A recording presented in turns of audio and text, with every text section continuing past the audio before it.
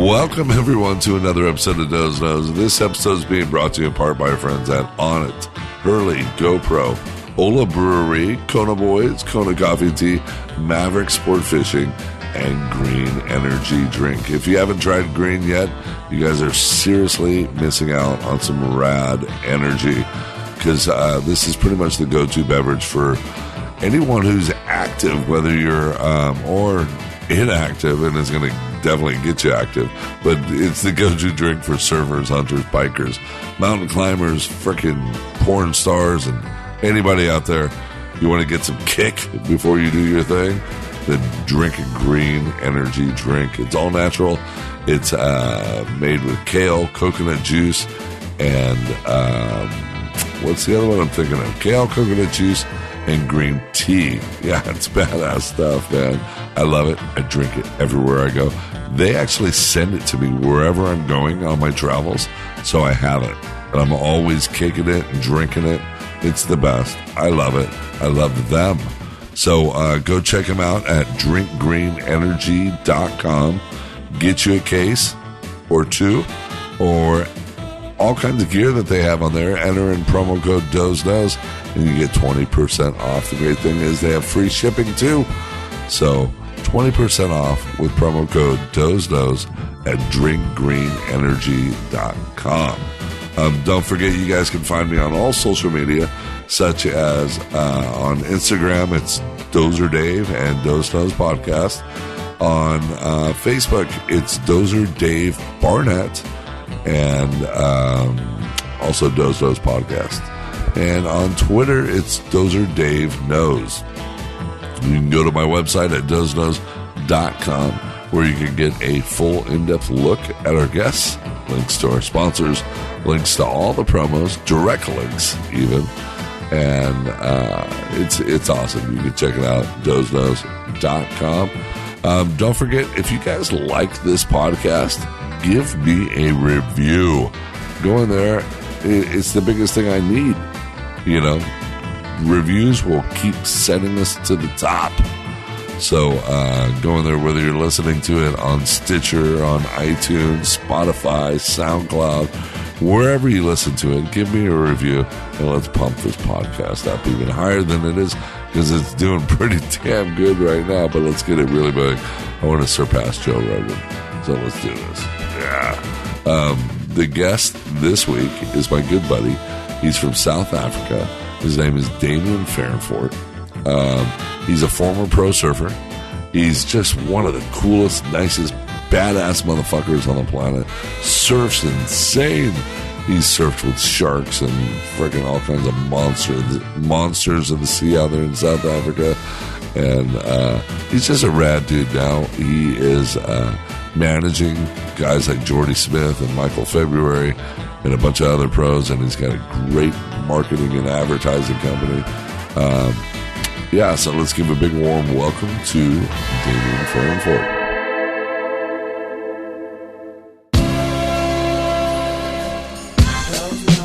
Everybody knows Doze Knows. Everybody knows Doze Knows. Everybody knows Doze, and if you don't know, now you Doze Knows. Everybody knows Doze Knows. Everybody knows Doze Knows. Everybody knows Doze, and if you don't know, now you know.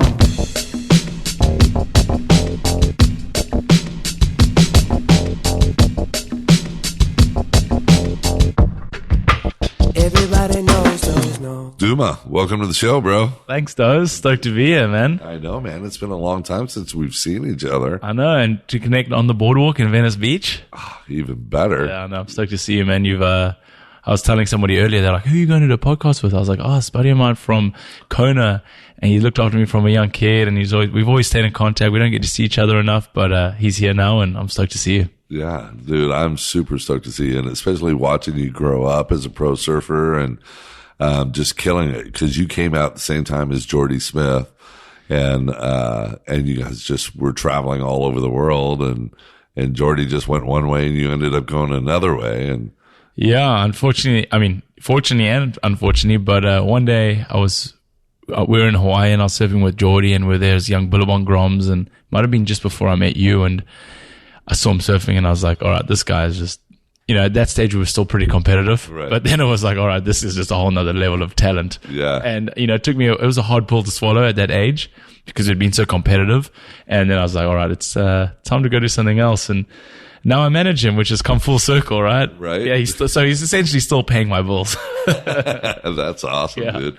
And now I tried to get him on the show the other day. I called him and is when I first got here, and he's like, I'd totally be on the show, but I'm literally like packing. I got to fly tonight. Well, we'll get him Go to Europe. We'll get him in December this year. Yeah, for Yeah, sure. he'll be a good one. I don't think, my biggest challenge with Geordie always is, and this is, I think, one of your skills on the show, is being able to get the best out of them in the true personality, right? Right. So often when these cameras and you see the webcast and that, it's a dude with a Red Bull hat on and they say what they think they want you want to hear. Right.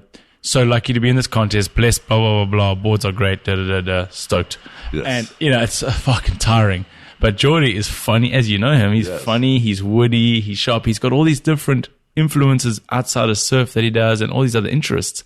So I think it'd be cool to get him in Hawaii. And he just bought a house there too. So Yeah, he did. in Well, his comfort zone. some of my favorite boards, because I would actually grab them from him after the season, and they were some of the best boards I ever rode. Well, everyone that I know that's ever got a board, like Jay Fred, Because I'm a big dude too. well, that's you it. know?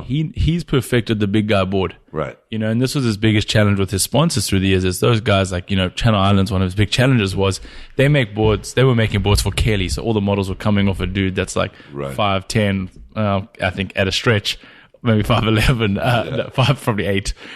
So scaling up the boards was enough. So he really focused on how do we make big guy boards, because there was Sonny who just rode like crazy boats. Sure. And then Geordie, a bit more refined because of the aerials and all that. So yeah, the big guys love his boards. Yeah, because growing up, we all wanted to ride what the pros ride.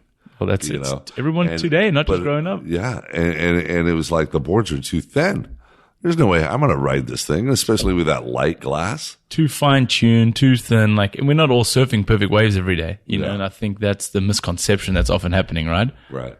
And I think that's one of the best things Kelly did, was he switched things around, even though he's only 5'11", right? Or 5'10". Yeah, 5'6". Maybe, I don't know. Whatever. Sorry, Kelly. Yeah, he's maybe 5'8". I think he's the same size as Shane.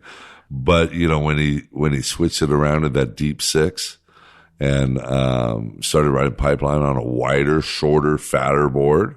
I can almost remember that year he was in the final with Timmy Reyes. Yes. And people were like, what is he riding? And it was fucking crazy. I saw that live as a Grom on the beach, right? Yeah. And Chris Ward made the semis. There was some probably one of the heaviest I've ever seen pipe. And I don't think people rode boards the same since. No, they never have. Everybody wanted to switch it up. They thought it was a fluke at first. Yeah, that's it. Well, everyone just, and this is the Kelly effect too. And I see John has a similar effect. Sometimes Geordie, but more so Kelly, more than anyone, is he's such a freak of nature. It's hard for people to relate to. Right. So he comes out and talks about a surfboard. So with Firewire, when he brought out that board, this Matic or whatever it was called, everyone was like, yeah, it's Kelly Slater. Like, of course he's going to say it goes, not of course he's going to say it goes well, but of course he rips it. It's Kelly Slater. Right. But it wasn't until Stuart Kennedy beat him that people were like, holy shit, on his own board. Right. On that equipment, being like, holy shit, this fucking board is crazy. Yeah. And that's what it takes, because sometimes he's an icon. So it's hard to relate to sometimes on that level. Everyone in between, you're a good friend of his, so you try it out firsthand and you can know. But for everybody else, it takes a bit of time to catch up or trust that, hey, this will actually work for me too. And because we're all kooks compared to those guys. Right. Well, I'm super stoked because tomorrow I actually jump on a flight and I head down to Costa Rica and Nicaragua and southern Mexico. And I'm going to meet Shane and Jackson there. And remember where they had the Rip Curl Search in that Salinas Cruise area? And then I'm going to finish up in Cabo before I go home. And I went to the Firewire factory and just loaded up on all kinds of new boards. Of course, I've had a torn rotator cuff injury for the last year. And so I've gained a few pounds. And Haven't we all, man? It's called age, not rotator cuff. Must be something wrong with my rotator cuff too. Because I put on about 15 pounds. Yeah, definitely, dude. I put on like 20, man, and I'm just dying over here. So I loaded up on a whole new quiver, and I'm ready to go, dude. Good for you, man. Dakine just sent me all kinds of board bags and deck pads and leashes. And you're going to go, I'll tell you what, Salina Cruz is, there's no better place to be a surfer, but you're going to surf for like 3 days, and all that weight you're talking about will be gone, bro. Yeah. It's the hottest place you've ever been. That's what Shane was saying. You're in the water for hours, but it's honestly, there's no better place to be a surfer. And even if it's crowded there, it's fucking out of this world. How are the rips? There's not really a rip because you're walking around, you're jumping off the point the whole time. Okay. So you literally walk like knee, ankle, waist deep, and then you just jump and you're in the lineup. Especially at Conejo, where you're going to be staying at Bugs' resort. Yeah. You know, there's a few. There's Caesar. He's kind of the original guy that took Andy and all those guys on there. And I was lucky enough to go there when, Jordy and I first moved here 10 years ago. Michael Thompson took us down, and Caesar was the only one with the camp. Really? Before David, before anyone, before Bugs, all of them. And we got to see it, and there was no one around. Like before the Rip Curl search? Just after that. Yeah. So about 2 years after that, but it was still pretty untouched because there was nowhere to stay. Right. Now there's a lot of camps, but even though there's a lot more camps and surfers, the lineups are still, they're crowded, but they're empty because there's so many waves there. Right. Right. Well, I'm a goofy foot. I know. Shane's like, get every single left you can get in Nicaragua. Yeah, that's good advice. Get any, bro. There's a beach break with a pretty crazy left just in the harbor there. Yeah. So if it's like devil wind everywhere else, they'll take you there. Yeah. But yeah, otherwise you're doomed. Like there's no lefts. Doomed. The backside you running is going to be. It's going to be on point. You'll be ready for winter in Hawaii. Jackson Dorian's going to be freaking What about that kid, man? WCT when it's all done. The crazy part is, and this is what's cool, and I don't think people know this, and I'm sure he's pushing him to a degree, but, you know, you assume because that kid's so good that Shane is like, you know, this kind of soccer dad, like Dino style, like, you do that. But he's not. He's like, dude, this kid's surfing. That's cool, man. He just stoked his Grom surfing. But he doesn't listen to him either. No. All the other Groms do. It's just a whole. You never listen to your dad. No one wants to listen to their pops. But it's cool that Shane just like blown away that he's surfing. Yeah. You know, and so stoked and actually can't believe it. And that's the coolest we part. were freaking out in the beginning because he didn't want to surf. All he wanted to do was skateboard. But you know, it's kind of a good thing. I'm really stoked that he just started skateboarding his brains out because he just went Richter skateboarding. Well, you learn what's like possible, right, on a skateboard, Right. because there's so much more opportunity because you can repeat things over and over again. You know, like I don't think, you know, that last edit that Jackson dropped, which was pretty depressing, I think, for any man that considers themselves once a pretty decent surfer. He's doing the full rotations in Waco at the wave pool.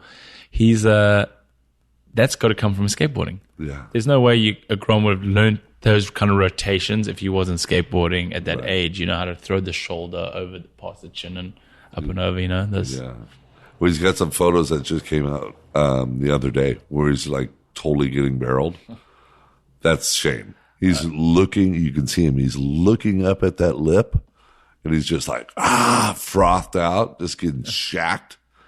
I'm gonna be like right on the shoulder looking at him going, yeah, Jackson. Yeah, he'll probably get a better Save wave. one for me. Yeah, he'll probably get a better wave at Pipe this year than I'll get when I go there for guaranteed. 2 weeks. You know what I mean? And like, I think it'll be my 20th season or 15th season. Guaranteed. Yeah. Now, after you left the tour, what have you been doing besides managing? I know you worked for Stab for a while. Yeah. So You had an office here. You had a store here. Yeah, so after I left the tour, well, I was with Rusty surfing at the time, and they offered me a good deal to keep kind of free surfing, and I was doing a bit of like modeling and all the shit that you know the top guys wouldn't do. I was kind of quite happy to do it. You're a good looking dude. Thanks, bro. Yeah. I'll drink to that. And, Drinking to you right now. In a heterosexual way, let me say. Absolutely, of course. So I was offered a good deal from Rusty to keep surfing, and at the same time, I had that blog, Doomers Rumors, and I was offered a deal from Quicksilver, and they wanted me to come on to work on the digital marketing and that kind of side of the storytelling because this was still pretty early days of the internet, or especially in that kind of. I don't even think there was many like e-commerce sites at that stage. Like I remember Nixon when I first met with Stab, when I started Stab, they were like, well, we don't really have like an e-commerce site yet because like we have the stores, and they'll be pissed off. And like to think that now feels like, you know, 100 years ago. But anyway, so I took this job at Quicksilver because surfing was like Brazil or South Africa. Like the rich are rich, the poor are poor. There was no middle class. I think 2009, 2008 wiped that out. So I went and started working at Quicksilver, started learning. At that stage, it was kind of the bad time at Quicksilver. Like I remember my third or fourth week, 200 people getting laid off.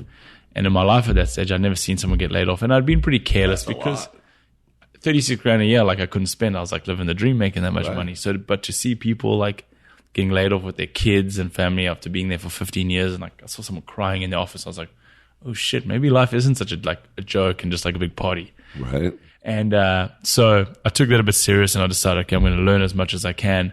But unfortunately, just with the position the business was in, I couldn't do much. So at that time, I was in Australia for the Quicksilver Pro. I'd known Sam from Stab and always liked what he'd done. You know, Stab was risky when they started, you know. They were controversial, and often the greatest things are, you know. And they're one of the funnest mags because they don't give a shit. No, they don't. And they say it how it is. And, you know, the thing to remember, and I learned this from my Doomers Rumors, my blog, which got me the job at Quicksilver, was pro surfers, it isn't like other kind of fame. Like if you're famous in Hollywood and you do anything wrong, it's in the news. Pro surfers, they want like all the fame, but none of the bad stuff that comes with fame, right? Like, you know, like if you mention somebody was, God forbid, even cheating or whatever, like it would just be regular tabloid news in the US with a celebrity. Well, let's go back here just a little bit because you were a commentator. Mm-hmm. You remember that very well. So this is quite funny. So this is a good story. So I went to Quicksilver. I was like, hey, I'm quitting. I'm doing this thing, Stab. At the time, and I won't mention who the president was, he said to me, hey, there's so much shit going on here. Just go do that thing for a while, and we want to talk to you in a few months. So, like, we'll keep paying you, but it's got to be highly illegal to keep playing an employee that's literally I wouldn't go to the office for 3 weeks at a time. Right. And which they were like, because the shit they were going through, and he was like, it's out of my control. I'm trying to figure it out. So I started Stab for like I probably did it for 3 months, still getting employed by Quicksilver. Mm-hmm. And then I went to France, and I was kind of like a double agent. I was like doing Stab work and Quicksilver work, but I was there for Quicksilver to do the commentary. And Snake and I, we had a couple of drinks in the booth. Well, Snake is Jake Patterson. Jake Patterson, yeah, who you know is there's a lot of people that are not surfers that listen to this podcast. And that's why I'm here. Yes, keep trying to sell them. So Snake had been fired. So Snake had been a pro surfer. He had won a couple of major events. I remember watching him beat Shane Dorian, Taj Burr, and Andy Irons in the final at Sunset. So he's one of the greatest. Honestly, and he won. I remember actually, even my earliest memories was watching him win J-Bay twice, 2 years in a row, and which is like always one of the hardest events to win. Anyway, so Snake and I were in the booth, and his nickname's Jake the Snake Patterson because he was a savage competitor. Yeah. And we were in the booth, and they had fired this British guy off the webcast the day before. His name was Spencer Hargraves, and no one. Actually, I've never ever told anyone this. So he got told like he's off the webcast because any Brit loves the booze, right? So what was happening? This contest, he's all hammered. This contest was going on the contest was happening about 3 miles away from the actual setup for the event because what happens in France, they move the banks all the time and things change. So it was happening in the middle of nowhere. We were commentating 3 miles away, so we were fucking bored. We were sitting there like. Because you do 2 heats on, 2 heats off. Right. So 2 heats off, like we're just like, you can't drink in the booth, but like 2 heats off, we're just like, especially in France. Friday afternoon in France, yeah. So we get in the booth for the couple final heats, and Snake and I, we'd been pushing the boundaries a little bit about betting, scores. At the same time, Dirk Ziff and them were looking to buy the WSL. Yes. This is when it was still the ASP. Yes. So I wish they'd give us some foresight, like, hey guys, the bosses are watching this, or the potential buyers are watching for this event. Like, let's keep it PG and professional. Right. My whole thing always with the Q, and I wasn't getting paid to be there. It was just part of my job from Quicksilver, you know? Sure. So I was like, so I was just like, whatever, and enjoying it. But Jake and I just spoke like you and I right here. We're speaking like two of us, just hanging out, talking shit, and you know, I still get messages about how much that people loved it because we were like, Parker's getting fucking overscored. They're scoring because he's a world champ. And then we're like, hey, I'll bet you 2 beers when we leave the booth that's going to be the score. And like, we're talking like that. And the next day we got this email, and I remember he was an old pro surfer. Mark Richards. No, something Warren. Oh man, what's his name? He was running at the time for Quicksilver. Mark Warren. And I remember he came to us. He was so bummed. He's like, guys, like, we've got to have this meeting later about the webcast. Like, I'm really sorry, and that kind of thing. And Mick Fanning was there because he was a service rep at the time. And he's like, mate, storm in a teacup. And then I heard later on that, like, the final nail in the coffin came from Kelly messaging, like, somebody. And I was like, you know, something needs to change. These guys are a bit loose. Not us not knowing that Ziff and them are thinking about saving the WSL or the ASP at the time, buying it. So that was a final nail in the coffin. Not Fernando. What's his name? Who runs it? He's a good dude. He used to be married to Lisa Anderson, Brazilian guy. Oh yeah. I'm thinking Fernando from the ISA. Anyway, it'll come to me. Yeah. But he came to us and he's like, guys, like, you fired this and that, and like, you know, he told us like he was sorry, and like, so we had to get all the webcasts, and he came to me and he was like, you know, you're just guilty by association with Snake. They're firing Snake, like you're getting fired because of him. And I was like, fuck, like whatever. Like, I get to hang out for 2 weeks, and it was the first day. Right. 2 weeks in France and just like spend Quicksilver's money. I was like, this is awesome. I'm gonna go surf and hang out. And the next day I wrote a Stab article about it, and I threw, what's his name, man, from WSL? It's going to come to me. He's an awesome guy and we get along great. I threw him under the bus and they've never quite looked at me the same to this day. Did you get fired from Quicksilver? No. So I went home and I said Quicksilver, and at that stage I was down to Quicksilver. I was looking for like a way out. Right. And I'd been earning money for long enough for free. So I phoned the boss and I was like, hey man, you've got to, this thing that happened in France really offended me. And full story, it'll come around. This thing really offended me. You need to let me go. And he was like, what? And I was like, can you just lay me off? And because everyone else is getting payouts. I was like, how do I get a payout? So I convinced him to lay me off, even though I had another job, full-time another job going at the time. I convinced him to lay me off, and he laid me off, and I got like 3 months severage and, what's it called? Severage? Severance. 3 months severance. And I got like to keep my computer and all the stuff. I fought for a bunch of stuff. Right. I remember I got this check. So when I was at Quicksilver, I was telling you before, I'd go like weeks without going there, and I'd go on trips and that kind of thing. But it was my first it was actually not my first real job. It was the first job I'd ever done. My first day at Quicksilver was the first day I'd done any kind of work other than like write a blog post, stand in front of a camera, or like guest bartend at like one of Billabong's parties when I was sponsored by them. So I was just like, what the fuck is this? Like, oh, you got to file for holiday? No, I'll just go away. Like one of the people when they were doing the big layoffs literally said, I should have done what Damien did and just not come in for the last week, and you wouldn't have been able to lay me off. Like that was like a complaint from HR. And I didn't just know any better. But I was eager to learn and ready to work, but it was just a shit time. So I got this check for, I think it was like my 3 months pay, my medical, my vacation, and my sick time, because I'd never taken any of it because I didn't know you didn't have to apply for it. And I got this check was like $26,000 or $27,000, and I kept it in my drawer for like 2 weeks, scared to cash it, because I was like, they're gonna catch me for fraud or something. This is like, I haven't got a check like this ever. This is too good to be true. I'd never seen that much money.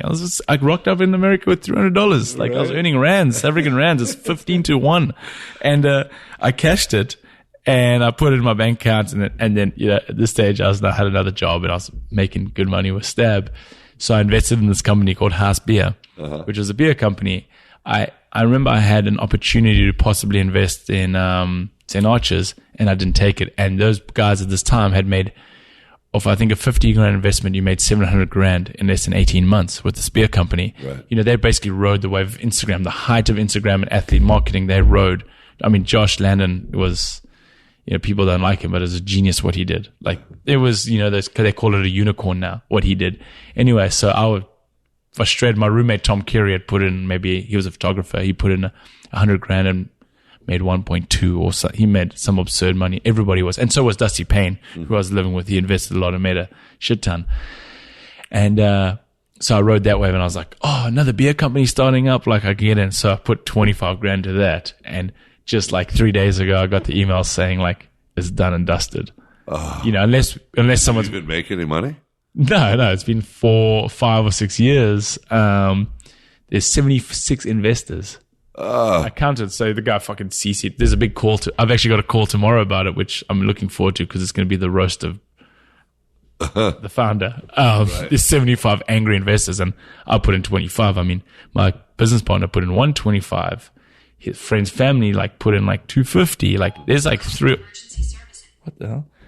That's weird. Emergency services. Dude, there's 3 million in there. Do you have that new 11? No, I have the new 11. No, I don't. I've got the previous one. Yeah, it was. I'm sitting here having a conversation the other day, and all of a sudden it freaking went off, and it just started searching for what I was talking about. Dude, it's crazy. Let me tell you, on this whole conspiracy level, the fucking government is crazy. Like what Instagram and Facebook and them can do. Yeah, we'll talk about a brand guaranteed right now. We can talk about Maui Gym. Yeah. Maui Gym. The first time I ever saw a pair of Maui Gyms was with you. We were going fishing with your friend Kevin Hilbert. Is that his Kevin name? Hibbard. He took us out on his boat that is currently, he's a big game fisherman. He took us out. I caught it my first fish, Right. first real fish. And he was wearing a pair of Maui Gyms. I was like, what are Maui Gyms? This is a fucking dorky brand. And then I started seeing all the OG fishermen wearing them. And I started noticing like, oh, yo, if you wear a pair of Maui Gyms, you're fucking the cool. man. You're Yeah. badass. And they're like $400. Right. You know, I bet you in an hour we'll have Maui Gym ads running through our Instagram, Facebook, and everything. Guaranteed. It's Guaranteed. yeah. And we've said Maui Gym. Yeah. Maui Gym. Maui Gym. Like, It'll be insane. A brand that I will never look for in my entire life. You know, that was the last time I probably mentioned their name. yeah. It was Maui Gym then. And now we'll be served with Maui Gym ads. Well, let's, because I'm going to hide my phone right now. Put your phone up close. Let's get No, put it Maui up Gym. close. No, put it up close. Because let's see if it searches for black dildos. Black dildos. Black dildos. Any kind dildos. That's just in the recently searched stuff. So what are you talking about? Yeah. That is being like, oh, that old shit again? More Pornhub? Oh my God. No, it's fucked up, man. Hey, I'm talking about that fucked up shit and black dildos. Did you see Pornhub's new campaign that they did? No. The sex on the dirtiest beach. Let's clean our beaches. Really? Oh my God. So you know how the whole world's cleaning up the beaches Right, and right, like right. we're all sustainably conscious. So Pornhub recently did a porno on like the world's dirtiest beach. And that's the whole campaign. Let's help us clean the world's dirtiest beach. And for every view, money was donated. Every full view of the porno, money was donated Right. to charity, to the beach cleanup. And like in the back of these people boning and everything, it's like people cleaning up at the beach with hazmat suits. Like Guaranteed. but genius. It was. How much money did they raise? I don't know. Probably I'm going to say $20 million or something, like a big amount. Shit. You know, like they raised some serious cash. Holy shit. Wow. No one's actually looking at the trash around them. No, You know? no. And it was a dirty beach, huh? It was. Wow. I've been to some beaches, man, that are so gnarly. I lived in China for a while. And the medical waste, everything on the beaches, needles popping up everywhere. Sorry, I'm burping. This vodka, High eight. Is it a high eight? High eight? Yeah. Hemp infused freaking coconut pineapple sparkling water. Make you fall asleep. It's got me burping. No, I'm not going to fall asleep. But China, going back to that, my friends did that event. They do the Chinese like boar, which is like the river wave surf Right. challenge, you know. Right on the Shanghai. Yeah, the Shanghai. And they said, no joke, there's like bodies washing along the shore when the surge is coming. What? Yeah, like it's like not just one, like they saw a couple, some South African kids did it. Wow, I built a golf course right on the Yangtze River. They actually reclaimed the land. I forgot that's what your past life was, building golf courses. I know, I forgot about it too, man. Crazy, that's when I met you. I think we played golf on one of the courses that you had built. Oh my God, that was That was Shane's tournament. Yeah. I'd never played a game of golf before. Really? That was my first Oh time. God, I we think had so much fun. You can't remember how hammered. Yeah, that's what, I think now when I get hammered on the golf course, it actually my game gets worse. Back then, it actually helped it. Well, it helps mine now. Yeah. I pulled in here. What was it? A week ago. Schwab's like, dude, let's get down to the golf course as soon as you finish that podcast. I ended up playing with freaking the son of the president of Indonesia. Yeah, he kicked my ass. Amazing. Yeah. That's fucking rad. I think that's what wave pools are going to be one day. They're going to be the surfers' golf courses. Yes. That's where like business gets done and you meet crazy people like, oh, I was just doing this session in the surf and like fucking this Kelly said it was out there or, you know, some crazy business dude. You never know, man. These things are insane, especially the one that our friend wants to develop. Yeah. And that thing's going to be out of this world.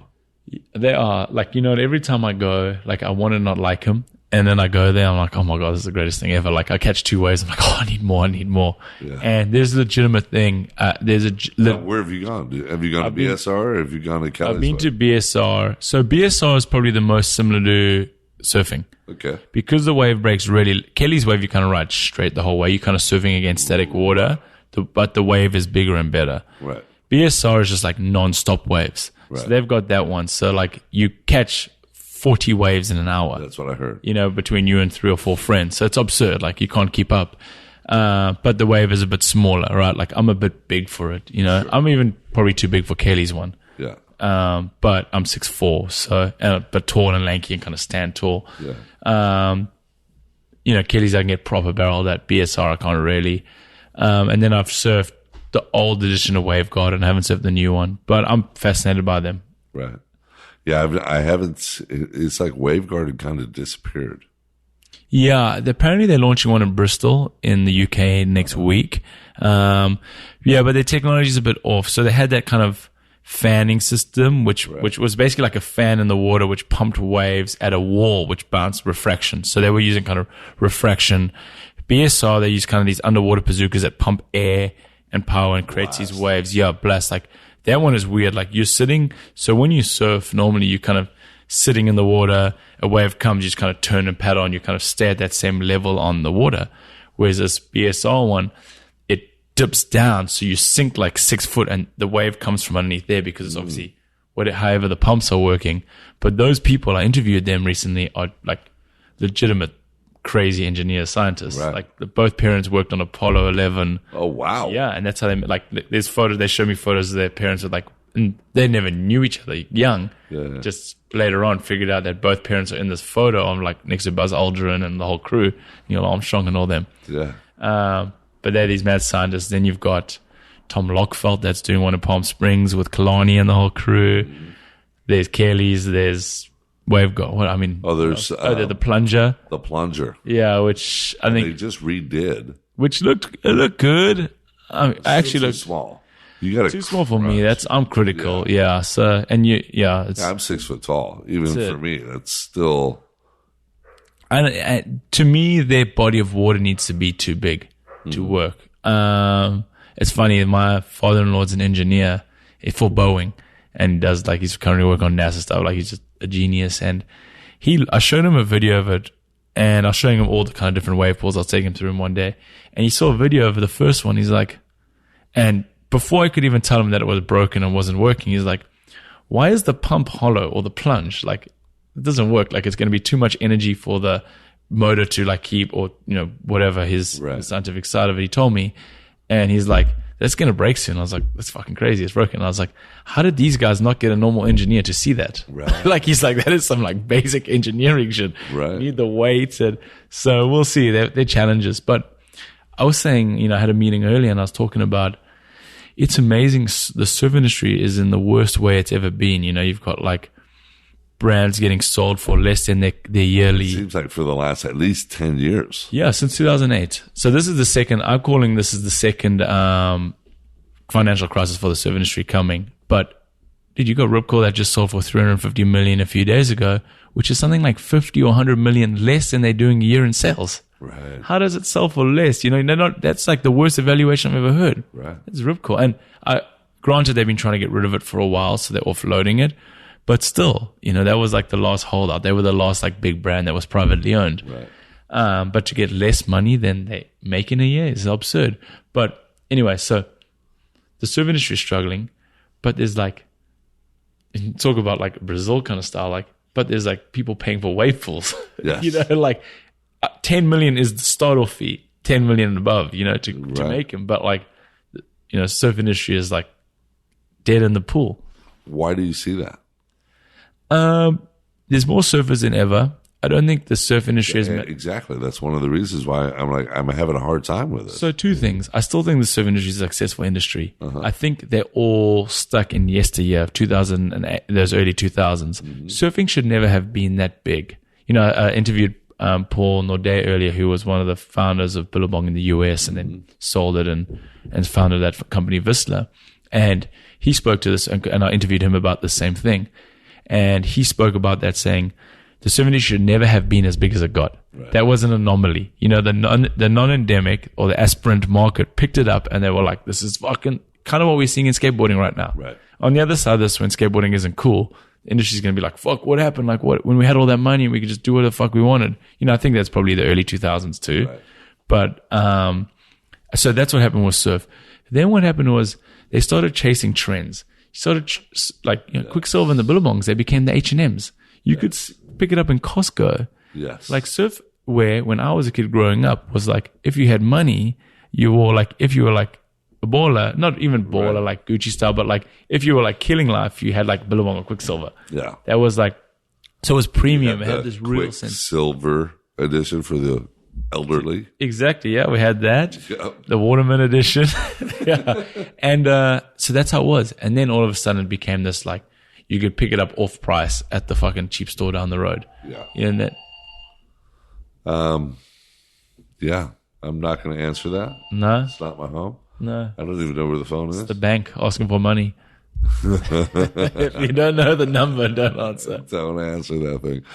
It's not even my house. No. But hey, look at that beautiful view. I know. We are literally on the boardwalk in Venice Beach, and the good side of the boardwalk off Speak to the mic. 20th, we're around 20th Street, which is like where all the babes come and hang, and there's a good little vibe out here. There's the lifeguard tower. So yeah, so I imagine there's probably homeless people ringing the bell. I hear a female's voice on that. Yeah. For you? It's definitely not for me, dude. This guy Bumble told me to come here. Hey, for the gangbang. Is anyone here yet? I'm early. We can start the gangbang. Yeah, I'm here. We'll stop the podcast early. All these photos of you on the wall. Exactly. Thanks when I shaved my head, I was getting barreled. That was like 6 months ago. Yeah. Because you remember how long my hair used to be. Yeah, I know. That's why I was surprised when it was short. Yeah, dude. Literally last year. So Dave's hair's my knees. Dave's hair's around his shoulders right now, but yeah, when I met him, it was probably to his nipples. Now, and that you're saying past your knees. It was to my knees. That's fucking crazy. Yeah, dude. I kept sitting on it, and it's funny because I had a talk with Rob Machado the other day, and he's like, "Dude, your hair." I'm like, "Yeah, dude, it got too long." And he's like, "Yeah, same thing for me. I just cut a whole bunch off because every time you go to push up, you just pull your head right back down to the freaking board, and you're like, and you're stuck." You know, especially as you're dropping in on a wave. And, it just got too long. That's absurd. And I had like a triple man bun because it was so long. Yeah, well, Rob's can hide is in the fro. Like, Right. it kind of shrinks him, but when he gets wet, it goes long. Yes. You know, so... Yeah. So where are you living now? So I just bought a house up in Topanga. I was in Venice for probably the last 6 or 7 years. Yeah. And then there's a few months we we're just in OC while we're trying to buy a house at our in-laws' house. But Topanga, man, it's kind of... I like it because it's a bit more removed. You get pretty burned living in Venice. Right. Like between dealing with homeless, parking, just everything. And then everything's expensive. And I grew up in a small little country town, kind of like you does, like on the hill, a few hundred people around. You know, okay, there's a bigger island behind you, but your little community. Right. And that's how I was in Cape Town, in a little town called Komiki. So I needed to go somewhere where there's like no neighbors and have a bit of space. And it's 15 minutes from here. So it's the perfect kind of transition. What direction of swell are you guys getting? It's pretty much like Malibu, South Swells? Malibu's on the south. Topanga works kind of through the year, kind of south, north, kind of anything. It's a bit more open. I end up surfing Third Point Malibu a lot. Right. It's actually a pretty fun wave. First point is where the classic Malibu is, where you see the longboarders and all the waves are. Second is a fun little kind of shorter, quicker wave. And then third is kind of like a lower trestle style wave, which is like easy to surf, rippable in section. Kind of on the north side. Yeah. So you just go a bit further up. Get some laughs. But it's cool, man. Malibu, the vibe, like, you know, if you're worried about surf culture, go down there. Yeah. And like the vibe is still real. Like I just met some kids last week that were literally living in their van from Canada, and they had like, you know, sleeping in their van. They're driven down from Vancouver. They had a couple babes with them that they just met. It was like what I imagine surfing was in the 70s. Right. It was cool. Do you ever go surf like County Line and Ventura and all that kind of stuff? Ventura, and that's more wintertime. So yeah, so the shitty thing about surfing in California is summertime is down south, wintertime is up north. Right. So I'm kind of in the middle. So we get a bit of everything, but it's not great. Yeah. How So about the ranch? Yeah, so I surfed the ranch first time. I met a kid in Salina Cruz where you're going, and he was actually born on the ranch and he had a house there. So I went with him. Dude, those guys, they should stay aggro because that is one of the best kept secrets in the world. Really? Like you can walk you can walk into one wave. So there's a few people out and everyone was super nice. And not just because I was with him, but they just seemed cool. But all the other waves are a bit deep, and there's waves that it's hard to believe are in California. Like pipeline kind. Yeah, they got like real slabs, rights, lefts, but there's this wave called tarantulas, and it's just this long right point, and it's as big as swell gets, it can handle. Wow. Yeah, it's cool. Wow. And then like you're surfing and like James Cameron's house is behind you, and like shit like that. It's pretty cool. That's really cool. I mean, it's like what Big Sur probably was when, what's his name? The old Gonzo journalism, Fear and Loathing in Las Vegas. Oh yes, Hunter S. Thompson. Like when they were going to Big Sur and when all his books came out. That's how that's how that little zone is. Yeah. Like it's untouched, it's empty for miles on either side. It's just so goddamn fucking cold. It's cold, man. It's cold. Yeah, if you're from Hawaii, forget about it. But see, now you grew up in South Africa. Yeah, I grew up in Cape Town where the water is. So we've got a weird one. When the water is in the 40s to 50s, outside is 100. Because in summertime when it's, the climate in South Africa and Cape Town is very similar to Southern California. The summers are hot. So like you'll get like 100-degree day and we got a dry heat. And it'll be 100 degrees outside and the water will be 50 because this Benguela current comes in when the offshore wind blows, which is predominant in summer. Deep canyons. Yeah. Too. So when I was a kid, like I was having these crazy migraines for months at a time. My parents thought I had I had a brain tumor or there's something wrong with me. But turns out I was just the difference between hot and cold. 100 degrees outside hitting the water, 50 degrees being a grom and not drinking water. How rad's this dog? He's honestly, I've got a bulldog, so they're just the greatest things in the world. Yeah, he just walked up to us. And what's his name? Taz. Taz. He's very cool, man. Yeah, he's super cool. Yeah, since having a bulldog, I'll never get another dog. Yeah. Even though they're a nightmare and the issues they have and shit like that is a disaster, they're the best. I babysat one of my friend's dogs up on the North Shore and his bulldog, and I had no idea about the issues. So I took it over to Sonny's house, and the dog's playing with Sonny's dog, and then also the dog went into overheat mode. And we were freaking out. I had no idea what to do. I've got like a Mayan Goodwin with me and everybody. And next thing you know, we're like throwing him in the shower, bathing him, trying to cool him down. I think a Mayan stuck his finger up his butt to wake him up, just to get some ice in there and cool him down. And I don't remember the exact story, but definitely a Mayan had something to do with his asshole, and it brought him back to life. Dude, yeah, fucking bulldogs. Don't get one if you're not ready. I mean, my wife and I worked it out the other day. We got pet insurance, so we've gotten a good portion, probably half of it back at least. But our guy's 7, and he's over 40 grand in like vet bills. Yeah, like cancer. He's eating things stuck in his stomach. There's just the breathing issues. It's just one after the next. But the other side of that, and why we're happy to pay it, and I would pay it again, right, is because they're just the best dogs ever. The personality, they're weird. There's like they're definitely aliens sent you to watch us. Yes. They're pretty cool. So if you ever had a bulldog. Well, I love my Chihuahua. Yeah. He's the coolest little problem free, full of attitude, keeps you on your toes. He's a little lover. Oh, he never is? barks. Okay. Oh yeah. Just Unlike Action. puppy. Unlike Action.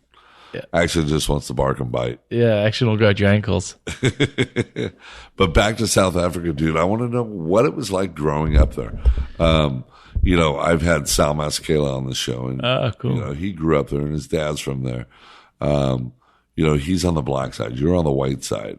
There's a lot of division in South Africa. You know what? I feel when I was growing up, the first year that I went to school was the first year that kids and white kids went to school together. Wow. And although I was in Cape Town, which is kind of like California, it's very liberal. It's pretty liberal. So I grew up pretty liberal. I never knew any difference. My parents brought me up blacks and whites intermingling. So that was already happening before Nelson came out of prison, which was 1990. F.W. de Klerk was the president at the time of the South African Party, and he let Nelson out, and that was kind of what connected the country. And obviously, I think everybody knows about Nelson Mandela and what he did for that country. You know, he stopped from a civil war and kind of reverse apartheid happening, and just through his humbleness. Anyway, so I went to school not knowing there was any different. There was like, you would hear a bit of racial tension here and there. At the time, there was a little bit of like fighting now and then, but like pretty rare growing up, like as if you're growing up in Cape Town. But it felt a lot like, and only now because I'm a bit older, it felt a lot like what's going on in the USA now. Really? Like there's so much racial tension in California. Even like So much people are right scared now. to say black. Like no one knows what to call each other. Like they don't know how to communicate. It's insane. And immediately you're a racist. That's like, yeah, and like you can't have a conversation. And like, look, I get it. Like, you know, life's pretty easy if you're a white person. Like, no joke. And like, You know, it's the same. seriously, as Africa. it is. It is, yeah. But like, it's like, fuck, dude. I feel like it's not my fault. like, what can I do to fix it? I don't like. Dude, I feel the same way. I feel exactly the same like, way.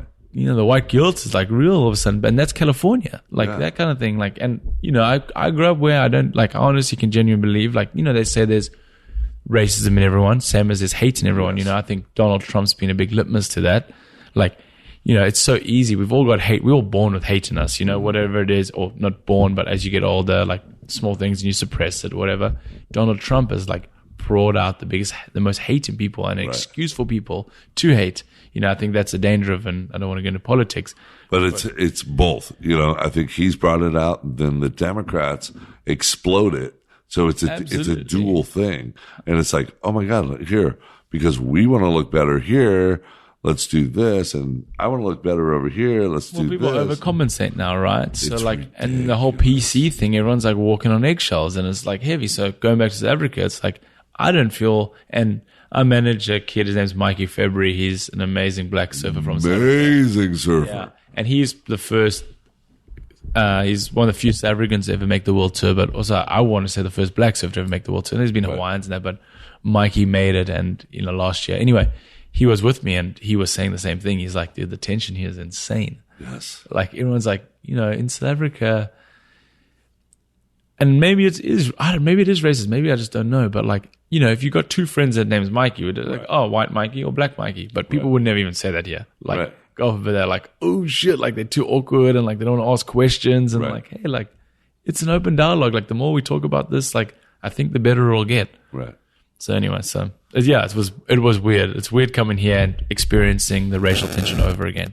Yeah, it's like started all over for you. Yeah, it is 100%. And like, it's all like I wake up in the news reading about, and like this stuff happens, and you've got Jesse Smollett faking like that. He got like beat up by white people, and That like, was heavy. yeah, and it's like I read in the news, and like you kind of, yeah, that's heavy, and like it just causes more and more and more. And but like, anyway, so it's a fuck up.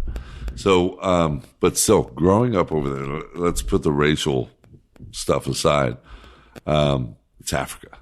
You know, in our minds, we're thinking elephants and lions, and, That's funny. you know, zebras and all that kind of stuff. Did you have that running around you? That's so funny, because when I first started traveling, and I was fortunate, I traveled a lot between the ages of kind of like 13 and 16 surfing, and I'd go to Australia, the US, and people would be like, so do you just like have zebras in your backyard? Or like, I'd be like, yeah, I ride an elephant to school. And they'd be like, really? And be like, no, I don't. No, it's literally looks like Venice Beach. Right. You know, we have amazing wildlife that are on the outskirts of the country, game farms, but everyday life is very similar.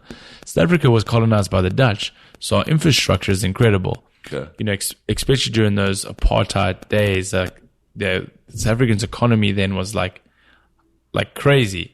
And it was, I think, built on like false, like on the backs, like slavery and all that, right? But so our infrastructure in South Africa is amazing. So it's no different to growing up here. Right. I grew up in a small town. It's funny, when I first moved to Venice, everyone thought I was tough because I was from South Africa. Like, yo, he grew up in like, you know, it's like crazy crime, like all that kind of stuff. I was like, no. Great whites, there's crime. Yeah, they did stuff because like, yeah, I was like gangster. And I was like, no, I actually grew up in like a sweet little beach town where I could just like leave my doors open. Right. And since the crime's gotten a lot worse, you know, since the last like kind of 10 years, unfortunately, because the country and corruption, people are desperate. So the crime is through the roof. But, yeah, I grew up very lucky, like kind of like probably similar to growing up in Hawaii. Right. my biggest fear was like the old dude that surfed at the beach, because he's probably going to put sand in my wetsuit or make me strip and surf naked or something like that. Right. Now, what were your biggest surf trips as a kid growing up? Was it like going to J Bay or St. Francis Bay? Is that wave even any good? No. So that's an interesting story. That wave I've surfed it probably twice in my life. We all know it from Endless Summer. Yeah, so that's famous for that. And you could probably still surf like little peelers like that kind of running. Yeah. You know, but I don't even think I'd put on a wetsuit if it was that size. Right. Maybe for the novelty's sake, but if I think I actually saw Topanga look like that this morning. I was like, I'm just going to stay. I'm just going to stay in the car. It's warm. So that wave Geordie got last year, amazing. It takes a specific kind of swell. And then same as so many of these great waves in the world, they build a development at the top of the point, and just so much surf relies on the sand coming down and filling up the cracks in the rocks. And that's the same thing. So it's been pretty shitty the last couple of years. Geordie got it amazing this year, but it's still not like, you know, in terms of the waves we have, like where you're going in Selena Cruise next week, there's probably 8 better waves than that's ever been. Wow. You know, so it's not actually that good. Yeah. But the romantic idea, you know, that's what attracted to Endless Summer 1 Discovery, right? Yes. But going back to your question, earliest memories, I remember going to J Bay when I was probably 10 or 11 years old, maybe 9, 10 years old. Matt Hoy broke his board fighting on the rocks to get it. Like, that was a big one. Munga Barry won that year. Yes, I remember that one. Yeah, he won that year. That was cool. I remember that. I remember seeing Sonny. That was the first time I'd ever seen Sonny Garcia. Yeah. He wasn't even world champ then, I don't think. Must be 95, 96. He won 2000. But there, and then when I was 13, I won this trip. So I won this international trip. How the ticket got bought was up to me. So the surf shop that I was sponsored by, called, Jesus, my fucking memory is so bad. Mine's been really bad lately. LYB was a thing. Lifestyle Surf Shop in Muizenberg. They used to sponsor, and this was this old guy, Titch Paul, and he was a South African surf legend. And he did this thing for all the groms that were sponsored by the store. However you placed in all the events that year, all the junior events, whether it was national trials, all that kind of thing, they had a kind of a scoring system. The winner at the end of the year, and it was from like kind of 10 years old to probably 16 years old, right? All the surfers on the team won an overseas trip. And in South Africa at the time, that was like a lot of money. Like, right. You know, that's fly overseas. Anyway, I won, and the guy's son was going over for his 21st birthday. I was 13 years old, and they were going to Indonesia. My parents didn't have, like, I never wanted for anything. Like, you know, I grew up very well and like, but middle class, you know, but I was not spoiled, but I never like, you know, I grew up a white kid in South Africa. And, so yeah, I grew up well. Anyway, but they couldn't afford to travel with me. Like, it was just too expensive, and they didn't have that kind of money. So they sent me with this kid's parents. And we were with this guy, Titch Paul's son, Craig Paul, and his friends. They were all going over. It was 3 of their 21st and a bunch of other dudes that were like 24, 25. And I went to Indo, and I see this now, and it's fucking crazy. I look at a 13-year-old child, and they're like small. And then I went to Indo for a month with a bunch of 21-year-olds with $500. Like, I remember my mom at the airport, like, crying hysterically, like, because they had to sign back then. You had to sign a form to say a kid can even go on an airplane at that age. Right. It wasn't just check him in. Like, it was all this crazy stuff. I had to do birth certificates, unabridged birth certificates, and my mom just crying hysterically. And like, my parents later got divorced, which might have been the reason. Maybe 2 years later.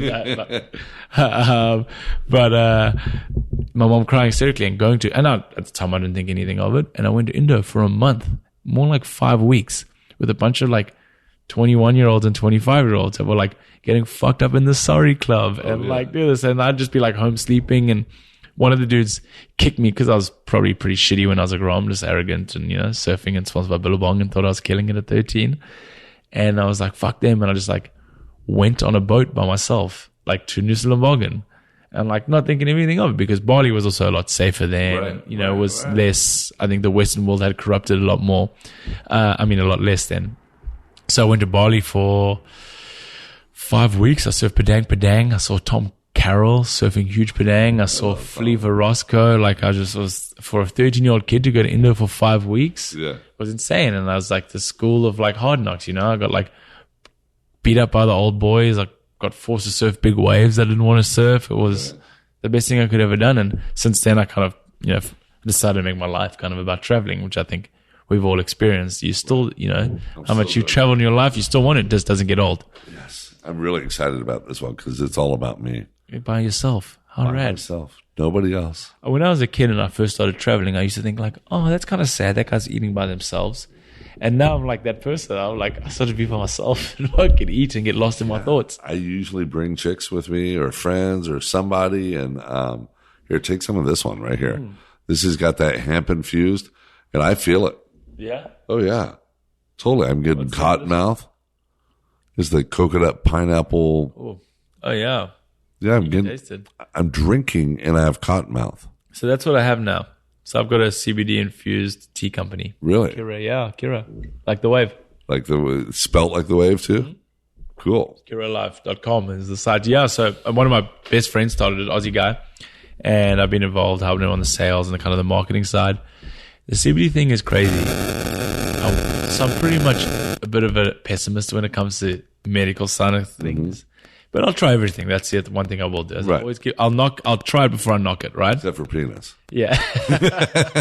I'm never going to try Was that penis. one time in Brazil? No. She pulled it around back. Why does she keep making me do her from behind? Let me tell you, bro. Joy and I had to share a lot of beds to get before he was rich and famous. So, a lot of nuts to butts. Oh, shit. But anyway, CBDs. Yeah, anyway, so I Try anything before didn't believe it, Yeah. tried it. I was like, I have bad hip pain. And I was like, oh my God, this shit actually works. So the rest is kind of history. Now, what is this stuff you just gave me right here? It's called Bliss. Oh, that's his company called Dosis. So this guy, his wife, he's an engineer. He's this crazy. He's that dude that actually lives in Venice. And he's become a friend. His name's Jeremy. And it used to be called Humboldt, the company, but now it's called Dosis, which is like controlled doses. So these dudes, I've never smoked weed. I was never into it. My parents, I grew up in a very liberal home. They always are like, my mom always said to me, Day, smoking is better than drinking. Right. For sure. But I don't want you to ever smoke till after 25 years old because a young brain can't handle it. And I never smoked because I grew up in a small town where all the old dudes smoked and guys that were amazing surfers and never went anywhere. And I was like, I don't want to be that. So I never was into drugs. I drank. I always partied because in South Africa you drink when you're 14. Right. And so I never really smoked weed. I struggled to sleep and I met these guys, Jeremy and some friends, and this was their company. And it was called Humboldt at the time. And because I hate like the idea of like being out of my mind.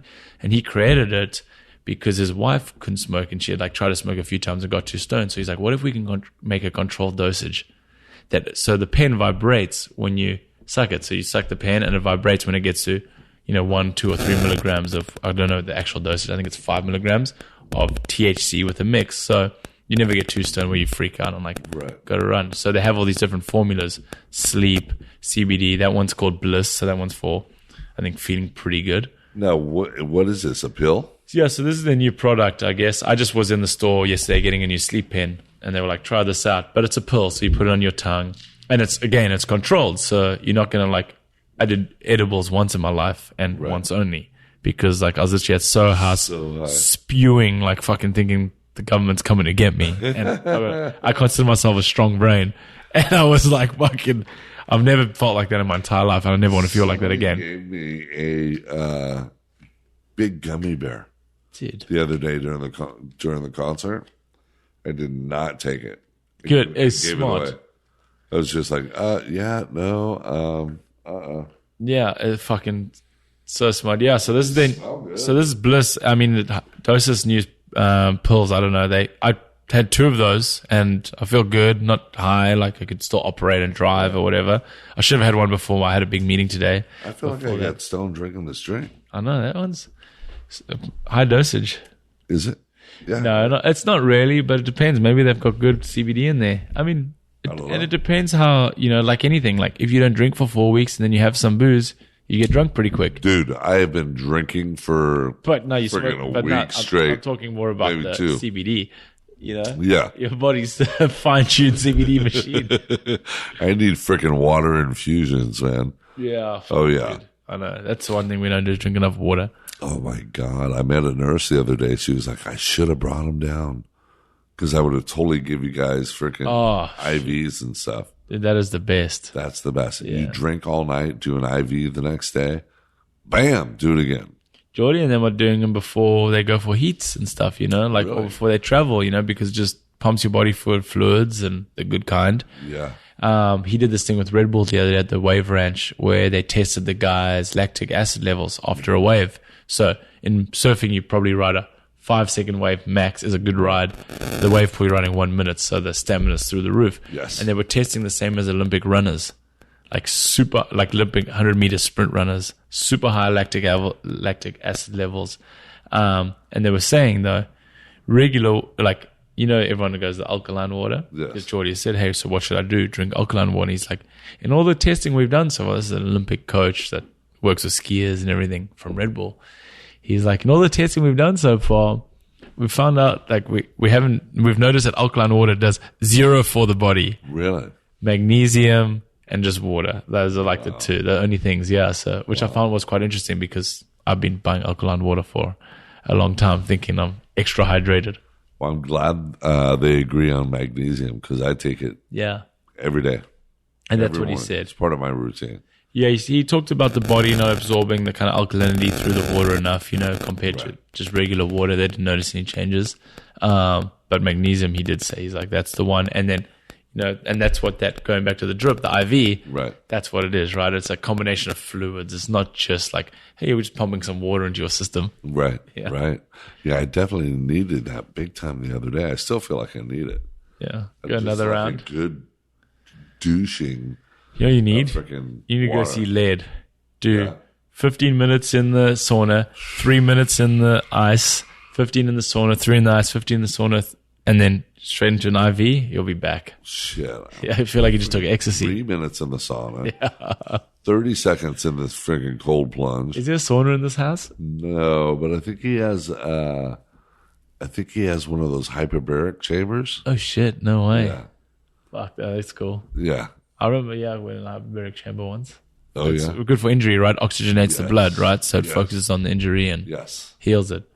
Yeah, the hyperbaric chamber. Okay, that's even more baller. Because what people don't realize too, and I just bought a home, so I'm like thinking about doing this, is to put like a nice cedar wood sauna in your house. It's only like 10 grand. Yeah.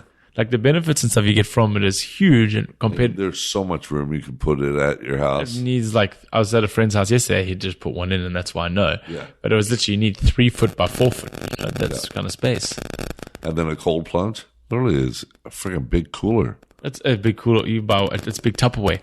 Go, It's go your to mom's Home Tupperware. Depot and get one of those little horse troughs. Yeah, you need That's about perfect. 10 bags of ice. Yeah. So which costs you $10, you know, $1 a bag or whatever, and some water. It's so And they cool. get to 30 degrees and you're on. I know.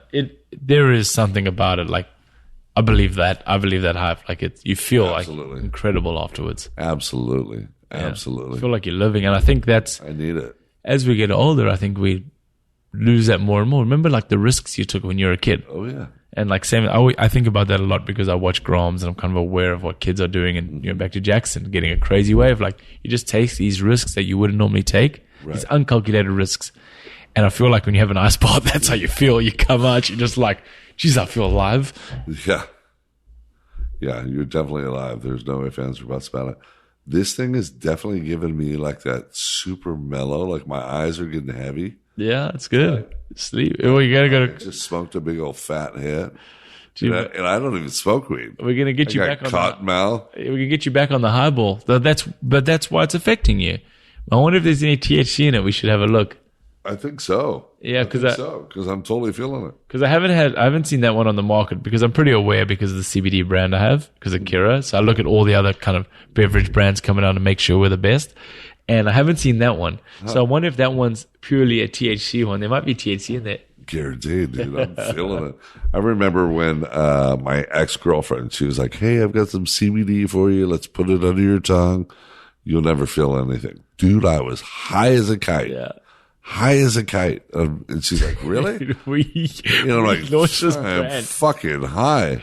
We launched this brand, and I've never had I've never seen people freak out about a product like they did this. Anyway, we only made 4,000 bottles our first run. We wanted to see if people actually liked it.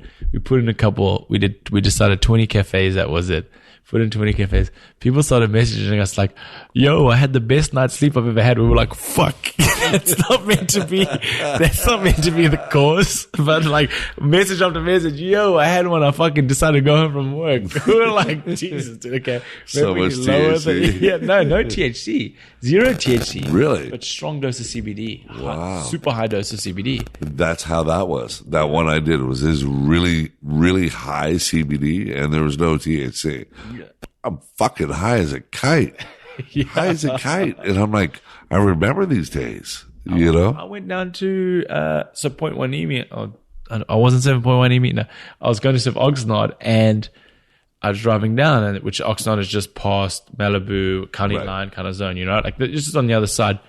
And it's just hemp fields. Really? Which just out in the open, like literally 2 to 5 feet away from the freeway, hemp fields, hemp plots. And they've got a big sign that says no THC organic hemp, right? Obviously, fucking that's not true. That must be it. But literally just fields and fields. And, you know, I grew up in South Africa where it was old school. Like when I grew up in just kind of around when I was born, porn was illegal. You weren't allowed to have a Playboy, like shit like that. Like Rodriguez. People don't realize the movie about Rodriguez, the musician.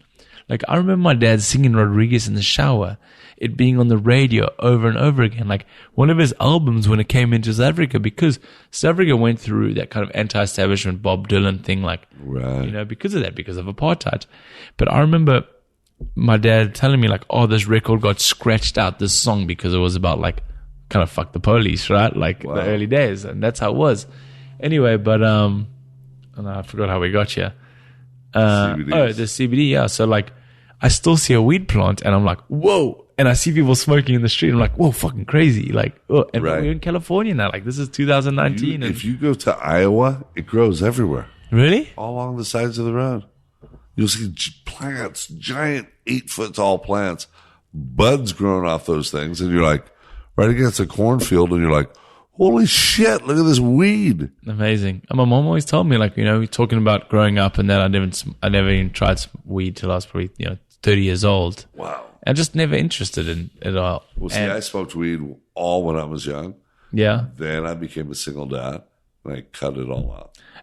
Yeah, it's just rad, right? Because you want to be present. Yeah. You don't, and that's what I never liked. I never liked the head high, and that's the idea that kind of scared me. Whereas these are a bit more, it's body and kind of a bit more control and CBD, and that's what I like about CBD, right?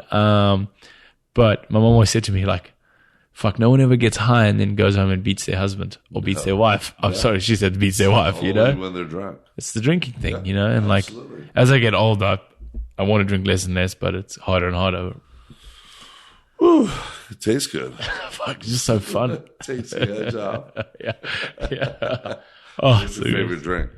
I'm a vodka. I'm on the mezcal train right now. Mezcal? Yeah. Some guys in Venice started this company, Madre. They kind of got me on. Yeah. Lost Explorer got a good one. I like the mezcal. I love tequila. Yeah. Oh, yeah. It's just cleaner. I love beer. Yeah. Don't get me wrong. I didn't drink beer till I was older either. I love whiskey too. Yeah. Good whiskey. I hate gin. No, gin is bitter. I don't get that. My sister drinks gin. It's terrible. Ugh. Yeah, and tonic. Fucking old ladies drink when they've lost their taste buds. Oh, yeah. But Snoop Dogg's. Yeah. Gin and juice. Yeah, I think that's just a theory because it's like, because they're associated with like luxury or whatever back in the day, in the early rap days, right? They're drinking like Hennessy and shit like that, right? Hennessy sucks too. Oh, it's gross, right? Oh, yeah. A couple of friends drink it. They love it. I'm like, that shit is trash. Oh, my God. Yeah, I don't want to part. And rum has got too much sugar. Yeah. Dry rum. Yeah, the hangover. So, South Africa, they drink rum and Coke. This company called Klippies. And the Afrikaans guys drink it, which is the Dutch side of South Africa. Right? And that's the old kind of generation. So, Dutch dudes hated surfers because in Durban they had a big rugby team and the surfers we all go to the same bar and they call it Klippies. Is the Klipdrift is the rum that they're in from South Africa, so they call it Klippies and Cola, which is Klippies and Coke, rum and Coke, and we call it Ninja Water because the guys would drink it and they just want to fucking fight us. Rum makes you want to fight the sugar. I'm drinking Trippies right now because I'm tripping. But we got a comedy store to go to tonight. Yeah. To see a comedy roast. I'm excited. I fucking love comedy. I've been watching as I get older, I watch more and more comedy because, like, you read the news every morning. I read the news every morning. It's just fucking doom and gloom, right? So, you need that comedic relief, and I feel like comedy is the one place where, like, anything still goes, right? Right. Who's your favorite comedian? I just can't beat Chappelle. Oh, I like Bill Burr is awesome, but Dave Chappelle just like Joe Rogan. Joe's good. To me, I like his podcast more than I like his comedy. He kind of just yells into the mic, and there's like. What about Joey Diaz? He's badass. Like, he's funny. He's like old school comedy, right? Oh yeah. There's nothing is all fucking exactly. Nothing is fucking out of the question. Cuban gangster freaking comedy and what's that Hawaiian guy? He's gone big recently. Oh, Joe Coy. Joe Coy. I watched his the other day. He's funny, man. Like, yeah, he's super funny. A lot of his stuff is what I liked about his show was it was in Hawaii, so it was very Hawaii centric, and I've been lucky to travel to Hawaii a lot. So when he's talking about their sleepers and like shit like that, he's fucking good. That dude. He is so good. He's so good. Well, I look forward to tonight. We're gonna have fun. I'm excited, man. Yeah, thanks for having me. Absolutely, dude. Have to invite you back again. I have to invite my friend from Kona over here to take me to a comedy show in my backyard. So thank you. Thanks for coming and showing the local what's up. To get a Red Bull. I'm seriously, I have cotton mouth. We're gonna get you a high C. Like that. Trying to freaking talk right now. Cigarette and a high C, you'll be good to go. Oh my God. Mezcal. Hey, thanks for having me, brother. You know, what I love about what you're doing is it's a way to catch up. Well, you're going to start one here soon, and then we're going to promote that. We're going to have you back on. Yes. Just where I shit on everything. Shit. On the surf industry, yeah. Hey, you know what? Who cares? Yeah, I know. Fuck them. But you know what? People are going to come. But that's the problem with the world right now. We're all too sensitive. We're so afraid to stand up for, that's like the Me Too movement. Yeah. And say anything. Oh my God. You can't say anything about the homosexuals. You can't say anything about freaking anything anymore. No, you legitimately have to be afraid of everything you say. I'm so not. And like, again, maybe that's because we're white males. but it's serious. Like, you can't say a thing. You can't write anything on your social media. You can't do this. Like, the scanning. So, the Ragecast is going to be about sensitive, releasing the fucking beast and then making sure we have a solution on the other side. Oh yeah. And I probably won't do it because no one sees the work side of what goes into a podcast. I think it's just shit but you work tirelessly to put this out, and you've got to raise money to pay for it because nothing's free and blah, blah, blah. So if you want to donate, go to surfriderfoundation.com/dozerdave. Dozeknows.com. You'll get a t-shirt in the mail. Oh yeah, absolutely. We're gonna have all kinds of cool stuff coming out here in the next. Sell some of the art on these walls around us, and that should pay for a few more episodes. Lord, yes, that would pay for a whole lifetime of episodes. Just one of them. Go outside and enjoy the Venice sunset. Yes, let's do it. Thanks for having me, brother. Thanks for being on the show. Thanks everyone for tuning in. And I'm gonna go get a drink right now. Hooey ho. Damien, thanks for being on the show, and thanks everyone for tuning in. And special thanks to our sponsors out there, such as Onnit. Onnit has Alpha Brain and all kinds of other good stuff out there. Go check them out at onnit.com/dozeknows and get your discounts there. And remember that they have a money-back guarantee on all their products. If you don't like them, they'll return them, give you your money back. Can't beat that. Hurley Clothing, they are the brand of now and tomorrow. They have the best board shorts, best surf clothes, and regular street clothes on the planet. That's why they have all the top stars riding for them, such as John Florence. There's so many Johns in there. Chris Moore, and many more. And so go check them out at Hurley.com. GoPro, they're the best little cameras on the planet right now. They just came out with the new Hero 8, which is out of control. The stabilization on this thing, every single thing about this thing is so badass. It's unlike any GoPro you've ever seen before. And they also came out with a Max 8. And this is the 360 degree. It's tiny. It's the size of a regular GoPro. And it's so sick. Go check them out. Go to my website, straight for the link, and get your discount there. The prices are unheard of right now. So you guys remember paying $7.99, $8.99 for these things? They are actually only $3.99 and $4.99. So go get the best that you can get right now at GoPro.com or visit dozeknows.com and link straight through to them. Kona Boys, they're the one-stop shop for ocean fun. They operate a legit selection of outdoor activities. They're the one-stop shop for boards, bikes, and other beach goodies. They have 2 locations, one down in Kalikakua, the other one down in King Kamehameha Beach Hotel. Tell them you heard it on Doze Knows. Get 20% off of anything that you want, or go check them out online at konaboys.com. And once again, put in promo code Doze Knows, get 20% off. Ola Brewery, they're the newest sponsor to the Doze Knows podcast. They are incredible. I love them. Their beers are insane. Their brewery is insane if you ever go to Kona. But you can order this stuff online at olabrew.com. And they have all kinds of killer beers, IPAs. They're right now the hot beer out there. They're seriously the hottest beer out there. They have ciders. They have new seltzers. The new ginger seltzer is insane. Go check them out. olabrewery.com. Kona Coffee and Tea. Best coffee in the world. I know, because I drink it every single day. I cannot wake up without my coffee, man. And especially my Kona coffee. You guys know, you guys are usually getting a blend and it's like 10%. And, well, this is where you can get the real deal. 100%. They're not going to blend shit. And it's at good, legitimate prices. So whether you're in Kona and you're stopping by their store or you're online at konacoffeeandtea.com, just go check them out, man, because you're going to get the real deal. It's grown up on the slopes of Waialae, roasted and brought down fresh and packaged daily. Kona Coffee and Tea. Gotta love those guys.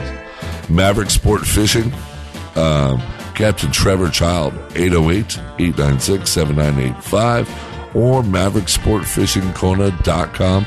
This is one of the best boats out there if you want to come over here and try and catch that 1,000-pound marlin or giant ahi or ono or mai. These guys are always hooking up, and they have a beautiful, beautiful charter boat, air-conditioned, fully bedrooms, bathrooms, kitchen, living room. You're going to love these guys. They're going to get you hooked up. Tell them you heard it on Doze Knows, and you're going to be all set. All right. Well, thanks, everyone, for tuning in. And until next time, hui ho.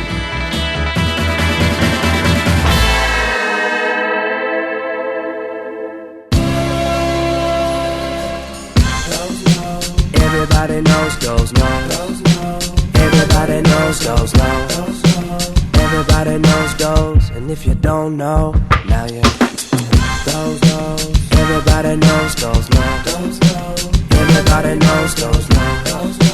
Everybody knows Doze, and if you don't know, now you know.